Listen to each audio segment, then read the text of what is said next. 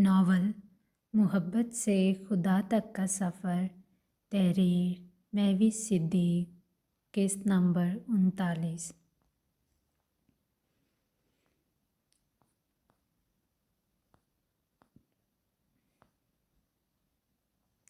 اتنا پریشان کیوں ہیں؟ آپ اپنے دل کی ہر بات مجھ سے بلا جھجک شیئر کر سکتی ہیں۔ نگاہوں کا زاویہ بدل گیا۔ اب کی بار زینب کی جامد نگاہوں کا مرکز اس وقت لان کے وسط میں بنایا گیا ایک خوبصورت مصنوعی جھرنا تھا۔ آفٹر آل ہم ہسبینڈ وائف کے طور پر نہ صحیح، آپ ایک دوست کی حیثیت سے مجھ سے اپنے دل کی ہر بات شیئر کر سکتی ہیں، اس لیے اذلان زینب کا رخ اپنی طرف موڑے جذبات سے چور لہجے میں گویا ہوا۔ اذلان، میں کچھ دیر اکیلے رہنا چاہتی ہوں۔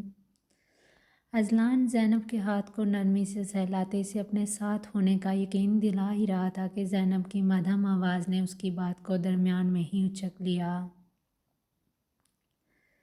اذلان کے ہاتھ کی گرفت تھوڑی ڈھیلی پڑ گئی۔ چند ثانیے تک اسے ایسا محسوس ہوا جیسے زبان تو گویا ہلنے سے ہی انکاری ہو گئی ہے۔ زینب کے اس غیر متوقع جملے نے اذلان کو ایک پتھر کی صورت میں ڈھال دیا۔ وہ بنا پلکیں جھپکائے صرف زینب کو ہی دیکھتا رہا۔ زینب، دوستی کے پہلے ہی دن آپ نے مجھ سے بہت بڑی قربانی مانگ لی۔ چلیں خیر، کوئی بات نہیں۔ اذلان نے سرخ اکھیوں سمیت قرب سے سوچا اور پھر سجی سنوری ٹیبل پر ایک تعصب بھری نگاہ ڈالتے کمرے سے ملحق ٹیرس پر چلا گیا۔ اذلان کے کمرے سے جاتے ہی زینب نے اپنی پلکوں کو شدت سے آپس میں بھینچ لیا۔ آنسوؤں کے کئی قطرے ایک ساتھ اس کی گالوں پر بہہ نکلے جنہیں اس نے صاف کرنے کی بھی زحمت نہیں اٹھائی۔ کچھ دیر بعد اس نے اپنی آنکھیں کھول لیں تو اس کی نگاہ بے اختیار ٹیبل پر آ کر تھم گئی۔ وہاں موجود کھانے کی ہر ڈش زینب کی پسند کا منہ بولتا ثبوت تھی۔ درجن سے زائد روشن شمعیں ٹیبل کی خوبصورتی کو مزید چار چاند لگا رہی تھیں۔ میز کے آس پاس 2 کرسیاں تھیں جن کی پشت کو رنگا رنگ غباروں سے سجایا گیا۔ سینٹر میں ایک آئس کریم کیک تھا جسے سرخ جیلی کا استعمال کرتے ہوئے زینی اور اذلان کی شادی کی ایک خوبصورت تصویر کے ساتھ مزین کیا گیا۔ اس کے اطراف چند ریپ کیے ہوئے گفٹس موجود تھے۔ یہ سب دیکھتے زینی کو وہ منظر عکس بن کر لہراتا دکھائی دیا جب وہ عبیرہ کی مہندی کے فنکشن میں اذلان کے ساتھ کھڑی صوفیہ کے سامنے ایک من گھڑت کہانی بنا کر پیش کر رہی تھی۔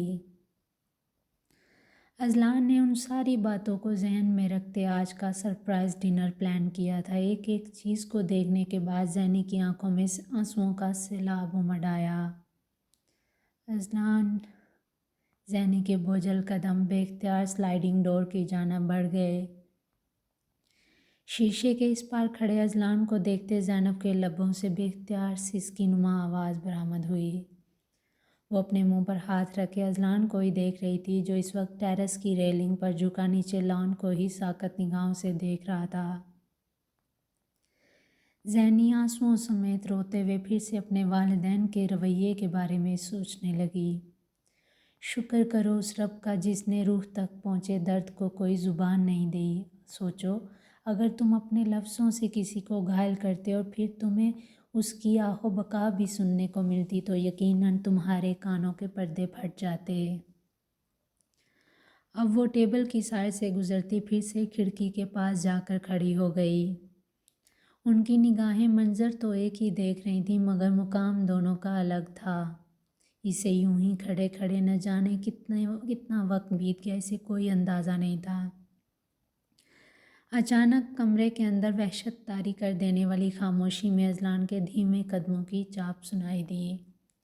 وہ چاہ کر بھی اپنا رخ واپس نہ موڑ سکی۔ اسے اپنے رویے پر اچھی خاصی شرمندگی ہو رہی تھی مگر وہ کیا کرتی، آج خود پر بیتنے والی اس غمگین گھڑی نے اس سے اس کی ساری حسیات چھین لی تھیں۔ اذلان نے کمرے میں آتے اسے ایک نظر دیکھا اور پھر سنجیدگی سے بھرپور تاثرات سمیت کمرے کی لائٹس آف کر دیں۔ روشنیوں کے بجھنے پر زینی ایک دفعہ چونکی ضرور تھی مگر کوئی خاص رد عمل ظاہر نہ ہونے دیا۔ अजलान ने मध्यम जर्द रंग रोशनी में अपने कदम सोफे की तरफ बढ़ाए और फिर कुशन को सर के नीचे रखते करवट के बल लेट गया। तकरीबन आधे घंटे के बाद जैनी को अपने पांव शल होते महसूस हुए तो वो उल्टे पांव घूमती अपना रुख मोड़े सोफे पर लेटे अजलान को देखने लगी।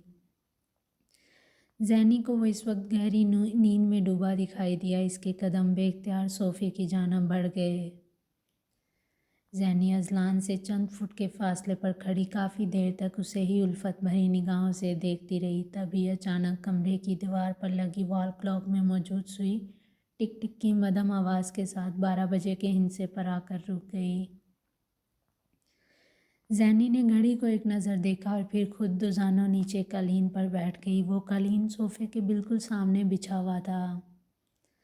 जैनी ने बेखुदी के आलम में अपना हाथ आगे बढ़ाया और फिर भीगी निगाहों समेत अजलान के माथे पर बिखरे बाल नरमी से समेटने लगी। हैप्पी बर्थडे अजलान, जैनी सरगोशी नुमा आवाज़ में कहती फ़ौरन वहाँ से उठी और फिर धीमी चाल चलती बेड पर आकर लेट गई।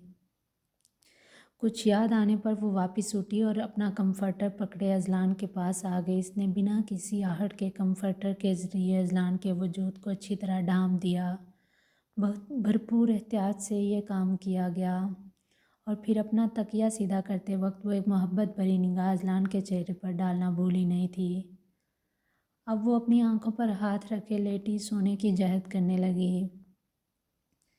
जैनी के लेटते ही अजलान ने अपनी मूंदी आंखों को झट से खोल दिया। इसकी पलकों की बाढ़ से एक आंसू गिरता कनपट्टी के बालों में जज़ब हो गया। जब जैनी की हल्की हल्की सांसों की आवाज़ इसे अपनी समातों में सुनाई दी तभी अजलान को इसकी कुर्बत का एहसास हो गया, मगर वो इसका भरम तोड़ना नहीं चाहता था। इसने जानबूझकर खुद को गहरी नींद में डूबा जाहिर किया ताकि जैनी को खुद से शर्मिंदगी महसूस न हो। इसे जैनी की पल पल बदलती कैफियत ने उलझन में मुब्तला कर दिया। इतना तो वो उसे जान ही गया था कि उसके इस रवैये के पीछे ज़रूर कोई ना कोई बड़ी वजह होगी, मगर वो बात है क्या, इसका जवाब वो अभी तक तलाश नहीं कर पाया था। वो अभी इन्हीं सोचों में ही गुम था जब ये अचानक इसके सीने पर रखा मोबाइल फ़ोन वाइब्रेट होने लगा। इसने जैनी की नींद डिस्टर्ब होने के ख्याल से कंफर्टर को अपने सर पर अच्छे से लपेटने के बाद ही मोबाइल की स्क्रीन को ऑन किया। सामने एक वीडियो का नोटिफिकेशन था। इसने स्क्रीन को नरमी से छूते प्ले का ऑप्शन क्लिक कर दिया। सामने हॉल के दाखिली दरवाजे की फुटेज चल रही थी। जैनी को दाखिली दरवाजे की जानिब बढ़ते देख अजलान की धड़कनें मामूल से ज़्यादा तेज़ रफ्तार में धड़कने लगीं। अचानक स्क्रीन पर इब्राहिम साहब और सारा बेगम का चेहरा नमूदार हुआ। जैनी इनके पास खड़ी थी। इस मंजर को देखते अजलान की आंखें हैरत के मारे फटी की फटी रह गईं।